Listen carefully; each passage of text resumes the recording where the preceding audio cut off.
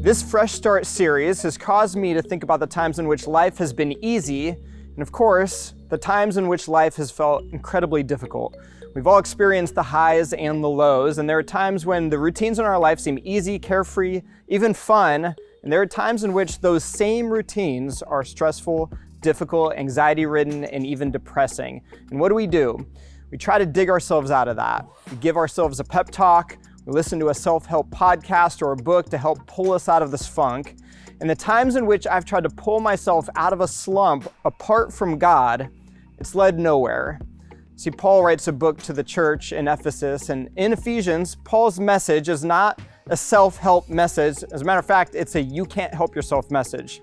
Yes, change needs to happen, but it's not happening because you make it happen. It happens because you surrender control to Jesus, you repent, change direction, then Jesus does this work in you. He says it like this in chapter 4, verse 23 and 24. He says, "Instead, let the Spirit renew your thoughts and attitudes. Put on your new nature, created to be like God, truly righteous and holy."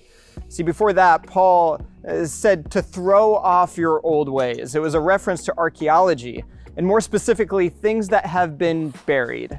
Oftentimes we find ourselves apathetic or in a slump because we haven't buried all the reminders of a life that isn't led by the Spirit.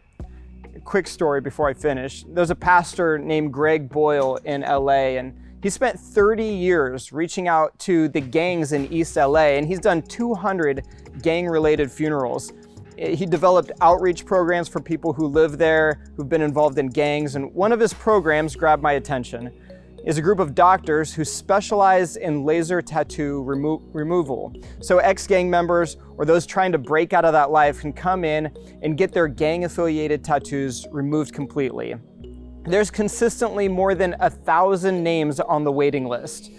So why do these ex-gang members want to get their tattoos off? Because they want a new life. They want things to be different. They have constant reminders on their body saying, this is who you are, this is what you're about, this is who owns you. And it doesn't just say it to them, it says it to the people all around them. They're desperate to get rid of the old life in order to live a new life.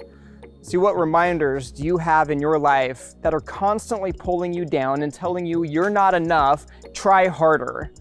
Let's make a decision right now to take Paul's words seriously when he says to let the Spirit renew your thoughts and attitudes. Because when we do that, there is a new, fresh life on the other side.